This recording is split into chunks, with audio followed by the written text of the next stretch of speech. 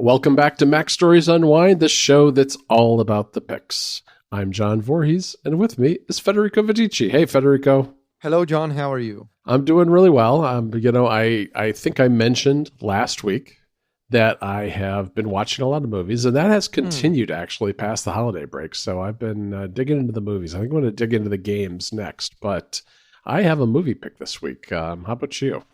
I have a video game pick for this one. I'm going to save a movie pick for next week's episode. But why don't you go ahead and start off this one and to tell me about the movie you've watched? All right. So for this week and next week, I've got a couple of black comedies. And the first movie is called The Menu, which is currently available on Netflix, I want to say.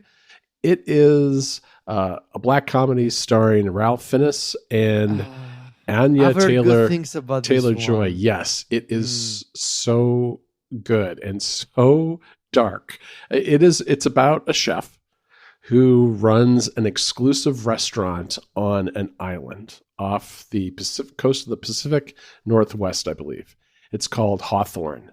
And so it starts with the guests gathering to go onto a boat and go off to this island. And it reminded me a little bit of The Glass Onion at first, because the whole thing there was it was set on a secluded island. And I think that that's a good plot mechanism to kind of, create this atmosphere that's really just centered around this set of characters. But in any event, there is a guy named Tyler, and he's there with his date Margot. And they are going off to the island, and they go to the island, and you realize very quickly that this is all about the highest of high cuisine. I mean, this chef he's making stuff with blowtorches and doing all this like food chemistry to make this very fancy and fussy food, right? And the whole idea of this restaurant being on the island is to create an experience. There's a lot of commentary here in this movie, I think, about people doing things for experiences, the whole and Instagram and that kind of stuff. There's a little bit of a undercurrent of commentary on that. But Tyler and his date arrive at this island along with a whole bunch of other people. There's a food critic and her guest. There's a politician. There's a washed-up actor. There are some like finance, businessy bro type dudes who are just rich and there because they have the money to spend. And it becomes this interesting tale of class division on the one hand between these very wealthy people who have the ability to spend an evening at this restaurant, which is incredibly expensive, and the people that serve them. And the chef runs his kitchen very much like maybe a military drill sergeant. He's got this array of cooks in the kitchen who work in perfect synchronization with him, preparing the meals, bringing them out, and serving them. And the movie is divided into the courses that are served at the dinner. So each course is kind of an act in the movie. And as the story progresses, the chef will announce the next course, and he comes out and he tells a little story about it, right? And so his stories, this is where I don't want to spoil the plot. You start realizing that something's kind of amiss. And Tyler is a very interesting character because he's one of the guests, and he is what I would call in our world an Apple fanboy. He's obsessed with this chef. He knows everything about him. He knows every meal that he's ever prepared, how he makes them. He's like a super fan, right? And so there's some commentary on the super fan lifestyle, I guess, and kind of that whole scene and what that relationship is like between the person that's adored and the super fan. But his date, Margot, wasn't supposed to be his date. She's somebody who filled in after the first date couldn't come or something like that. But in any event, that's about as far as I want to go on the plot. But the point of that is that Margot is kind of not part of what the ultimate plan of the evening was, because the chef is a very controlling guy. He controls his kitchen. He controls the eating experience. He controls what the guest's experience from start to finish, from the minute they walk off that boat until the end of the evening when the meal is complete. And she was not an expected guest, and that kind of throws a monkey wrench into what the plans happen to be, which I won't give away because it's really, there are a lot of twists to the story. It's dark, it's surprising. There's, as I said, a lot of commentary on things like reality TV and how, valuing experiences over quality in some circumstances, idolizing geniuses, very much a Glass Onion theme too, where there's the idolatry of in that one, the tech genius who's rich. This is the idolatry of the amazing chef. Really, really cool movie in that sense, and I really highly recommend it. So, is it like, does it stick the landing in terms of the how it ends, like the story, or is it one of those things that like you watch for a couple of hours and then the ending is kind of a letdown? No, I really like the way it ended. It ended in a very unexpected way, and Margot, who is the guest that was not expected, plays a big piece in that. And so it was a very interesting ending. I enjoyed it. Very nice, very nice. And where can I watch this? Is this Yeah, this is on Netflix. Netflix, okay. Yeah. So enough. it's I see that it was also in movie theaters. I guess it was. Yeah, okay. It was. Yeah, it's a pretty recent movie actually. But it is on Netflix now, I think. So that's where people can check it out. Very nice, very nice. All right. So my pick is a video game that been playing on and off for the past few weeks, but I'm really diving in again this week. This is a game that came out a couple of months ago. It is Final Fantasy VII Crisis Core Reunion. So we probably mentioned this one on the show before. This is a remastered version of Final Fantasy VII Crisis Core. So a bit of context here is necessary. Final Fantasy VII Crisis Core was a PSP exclusive from 2007. I remember when Crisis Core came out, it was my last year of high school. And I remember at the time I was obsessed with the PSP, with the PlayStation Portable. I was known amongst my friends as the guy who knew how to mod PSPs. And yeah, there was like so many blogs from that time that no longer exist, like pspupdates.org was like a website I read religiously every morning, like especially when we were in computer class in high school. I would, instead of following along with the class because I already knew what I was doing with my computer, I would instead go to PSP updates and check out the latest game reviews or tutorials. That was the whole era of homebrew software on the PSP. So many fun memories from that time, including playing a Super Nintendo emulator on my PSP to finish Super Metroid. Anyway, Crisis Core made a bit of it made waves, at least in the community and in the video game press at the time, because Square Enix, I think it was already Square Enix, it was no longer Squaresoft. Square Enix decided to sort of revive Final Fantasy VII. As you can tell, now in hindsight, that's a project that took them a while. But basically, they decided to revive the franchise with new games and new content in this sort of extended universe. The reason why is that in 2007 was the 10th anniversary of Final Fantasy VII, the original one from PS1. So Crisis Core was a prequel to that story. But it wasn't the only thing Squaresoft was doing. Square Enix, actually.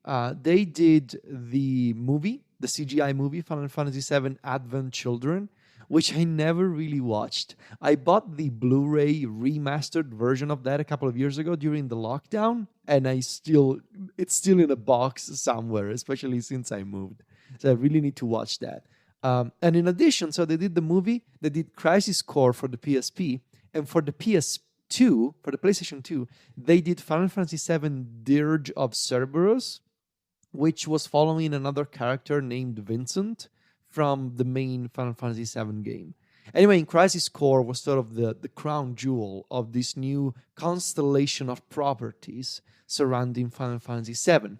And it was a prequel to the original story. It followed Zack Fair. Zack was a member of the Soldier. The Soldier are this paramilitary organization that serve the interests of the Shinra Energy Company. The Shinra Company is sort of one of the main antagonists of the original Final Fantasy VII. The Shinra Energy Company, they harvest energy by extracting this sort of a source of energy called Mako from the planet, right? So they built all of these Mako reactors that are basically super bad for the environment. And they tap into this energy source directly from planet Earth. I guess it's not called Earth, it's just from the planet. And they sort of turn that into electricity by using reactors.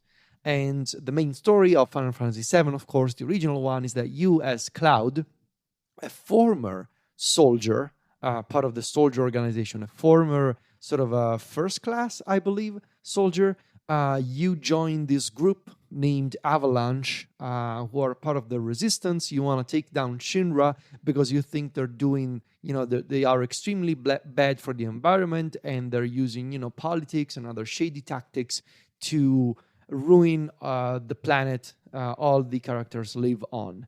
And of course, throughout the course of Final Fantasy VII, other things happen, including Sephiroth, and, I don't need to get into that.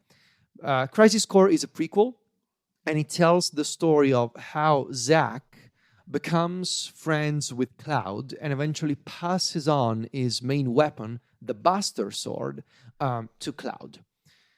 But this is a very different game from Final Fantasy VII, and I'm gonna get to the remaster shortly. This is an action game.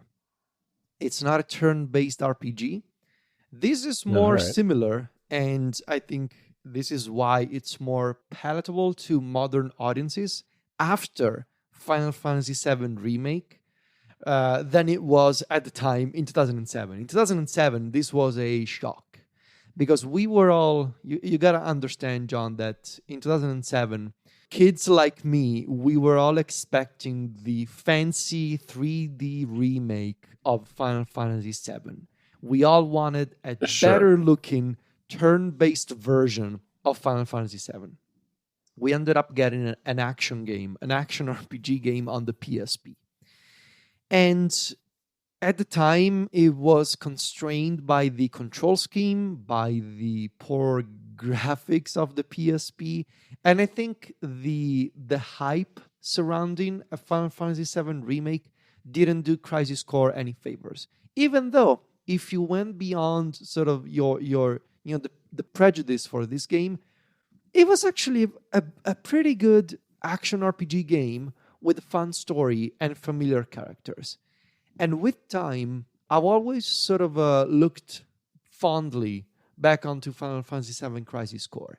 And in fact, if you recall, a few months ago, I started the game again with an emulator on the Steam Deck. Of course, soon after that, Square Enix announced they were going to do an official remaster of Crisis Core, so I stopped my playthrough of the original via the emulator, and I waited for the official remaster.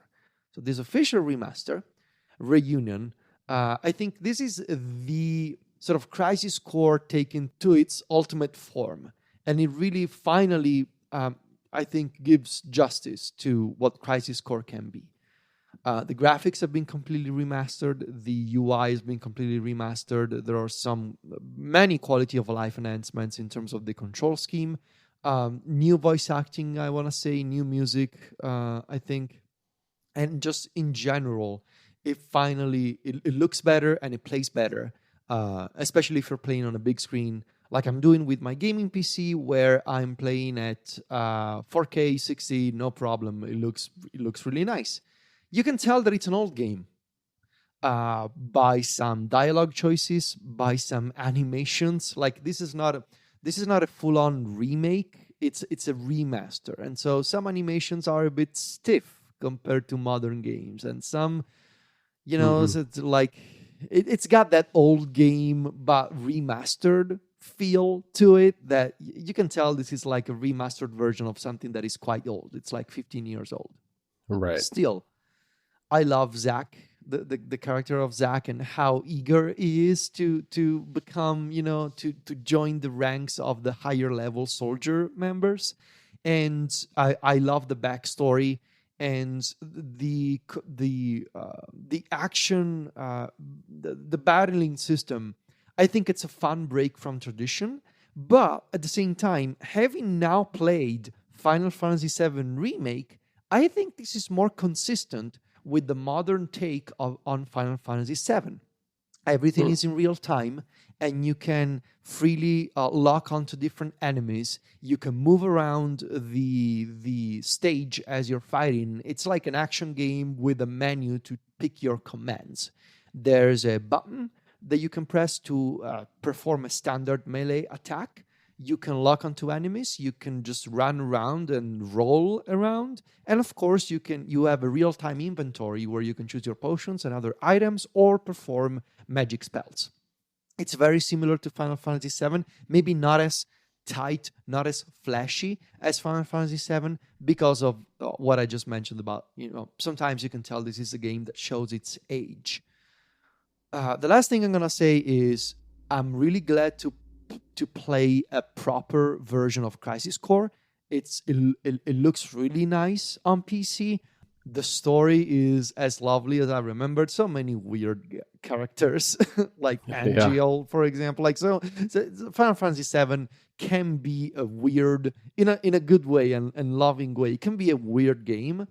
I am curious to see, this is the last thing I will say, how they will handle sort of without spoilers, the effectively retconning they have done with Final Fantasy VII, which those who have played Final Fantasy VII Remake know that it ends, Chapter 1 ends in a very different place from the original. So I haven't looked up anything. I am going to assume that this is a pretty faithful remaster of the original Crisis Core, but I am curious to see if the ending will be slightly different to, make sense with what they're doing in Final Fantasy VII Remake. And those who have played the game know what I'm talking about. So far, I'm playing on PC, on my TV, and I can, switch over to the Steam Deck when I want to, and it's super fun. All right, that sounds great. Let me ask you this about Final Fantasy. Have you ever played the Pixel remasters? Not yet. They are on my list, but as you can imagine, it's a long list of I things bet. I'm like, yeah, eventually I'll get to those. And, there's too many games, John. Yeah, there really are. While I have read that the fonts and things are not handled particularly well in the Pixel remasters, they do look really nice to me, and I've wondered whether that might be something I should give a try at some point. One of those, and especially on the Steam Deck, it seems to me those would be really good on the Steam Deck. I don't know. All right, Federico, that's it for this week. You can find us both writing over at macstories.net, and we're both on Mastodon too, where I am John Voorhees and Federico is at Vitici. That's VITICCI. And it's super easy. Just repeat those usernames, like at Vitici, at John Voorhees, and look them up by adding at macstories.net, like it's an email address. It's a simple right, step. Exactly. It's super easy. Super easy. All right, I'll talk to you next week, Federico. Ciao, John.